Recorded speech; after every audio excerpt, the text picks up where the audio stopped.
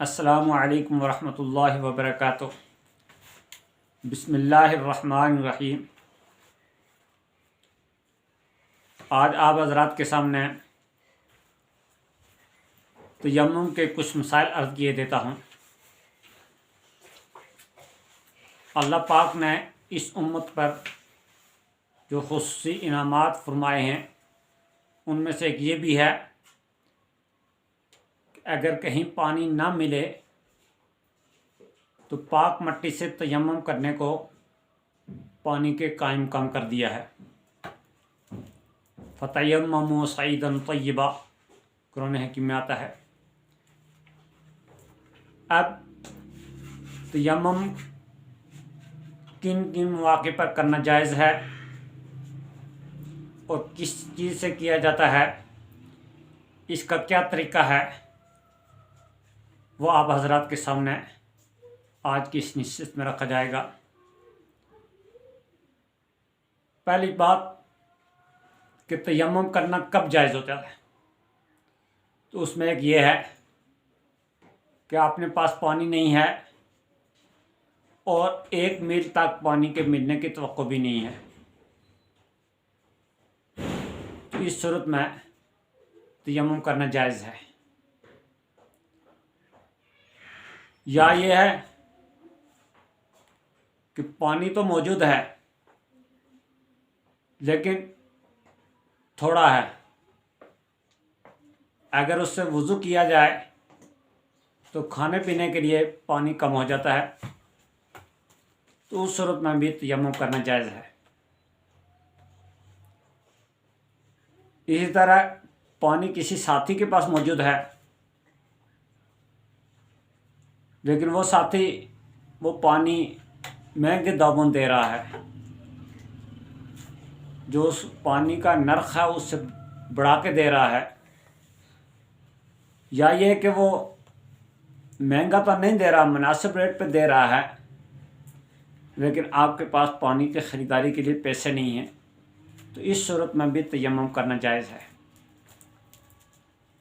اسی طرح پانی تو مل گیا، کوئی کنواں نظر آ گیا لیکن اس کنویں سے پانی نکالنے کی کوئی چیز نہیں ہے، پانی نیچے ہے اور نکالنے کا کوئی انتظام نہیں ہے، تو اس صورت میں بھی تیمم کرنا جائز ہے۔ اسی طرح پانی تو موجود ہے لیکن آدمی مریض ہے، پانی سے مرض کے بڑھ جانے یا کسی عضو کے تلف ہونے کا اندیشہ ہے، تو اس صورت میں بھی تیمم کرنا جائز ہے۔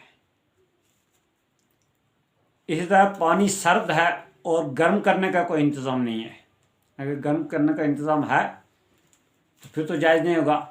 گرم کرنے کا انتظام نہیں ہے، پانی اتنا سرد ہے کہ آدمی کو یہ خدشہ ہے کہ اگر میں اسے وضو کروں تو میرا کوئی عضو شل ہو جائے گا یا اس کو کوئی بیماری یا اس کے بڑھ جانے کا اندیشہ ہے، تو اس صورت میں بھی تیمم جائز ہوگا۔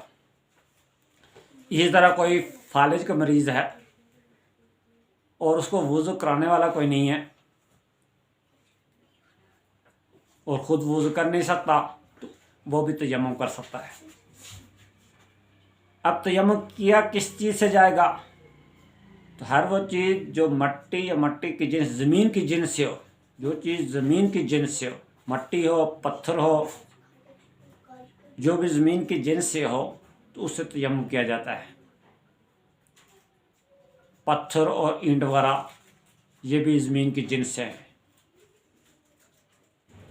جو چیز زمین کی جنس سے نہیں ہے، جیسے کپڑا ہے، لکڑی ہے، جو چیزیں جلانے سے جل جاتی ہیں، راکھ بن جاتی ہیں، یا یہ کہ جلانے سے نرم ہو جاتی ہیں، تو وہ زمین کی جنس سے نہیں ہوتی، تو ان سے تیمم کرنا جائز نہیں ہے۔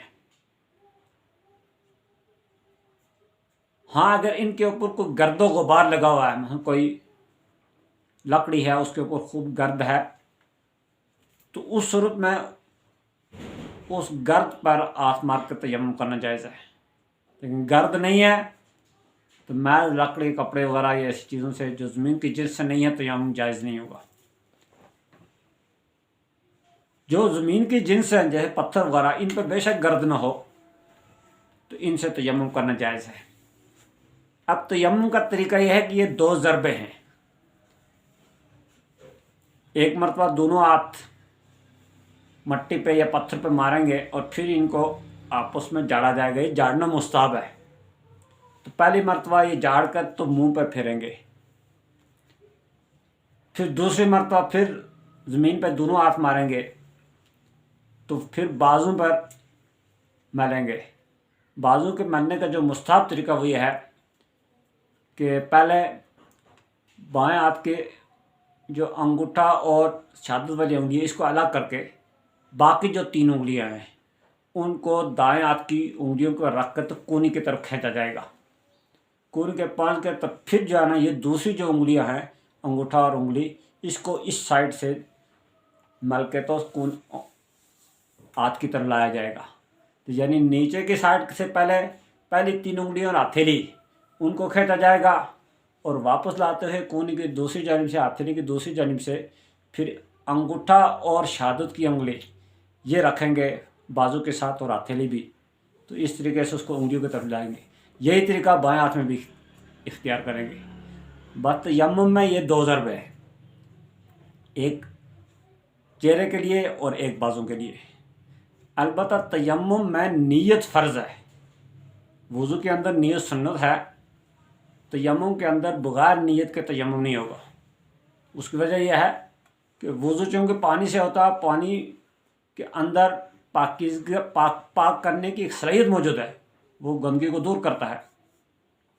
जबकि जो मट्टी है तो मट्टी तो बज़ाहिर और आलूदा करती है, तो उसमें तहारत तब भी हासिल होगी जब नीयत होगी। तो बिला नीयत वो तहारत के लिए काफ़ी नहीं हो, तहारत हासिल नहीं होगी। तो बिला नीयत अगर किसी ने ज़रब लगाई और तयम्मुम किया, तयम्मुम नहीं होगा। वो नीयत होगी तब होगा। और किसी एक इबादत के लिए जो इबादत मकसूदा है, नमाज है, नमाज जनाजा है, सजदा तिलावत है, उसके लिए अगर आदमी ने तयम्मुम किया तो उससे दूसरी इबादत भी अदा कर सकता है। और अगर किसी आदमी ने तयम्मुम कुरान हकीम पढ़ने के लिए किया तो फिर उससे नमाज नहीं पढ़ सकता, नमाज के लिए दोबारा तयम्मुम करना पड़ेगा। उसकी वजह यह है कि कुरान हकीम की 2 सूरतें हैं, या ज़ुबानी पढ़ना है या देख के पढ़ना है। ज़ुबानी पढ़ने के लिए तो तहारत शर्त ही नहीं है, वो बिला वुज़ू भी पढ़ सकते हैं। और मकसूद पढ़ना है, देख कर पढ़ना ये मकसूद नहीं है। यानी जो मकसूद होता है वो देख कर पढ़ने के बगैर भी हासिल हो जाता है। तो इस वजह से वुज़ू तयम्मुम जो कुरान हकीम पढ़ने के लिए किया है तो उस तयम्मुम से नमाज अदा नहीं की जा सकती, बल्कि नमाज के लिए दोबारा तयम्मुम करना पड़ेगा।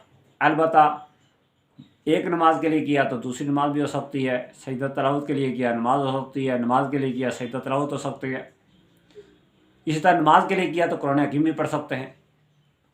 लेकिन मैं सिर्फ कुरान पाक पढ़ने के लिए तयम्मुम किया तो नमाज के लिए दोबारा तयम्मुम करना पड़ेगा। तो तयम्मुम को वो तमाम चीज़ें तोड़ देती हैं जो वुज़ू को तोड़ती हैं, उनसे तयम्मुम भी टूट जाता है।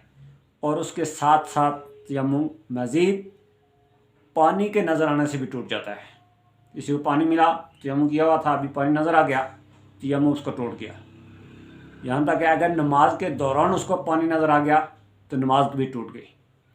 अलबत्ता नमाज उसने अदा कर ली थी तयम्मुम से, फिर उसको पानी नज़र आ गया तो नमाज तो उसकी हो गई।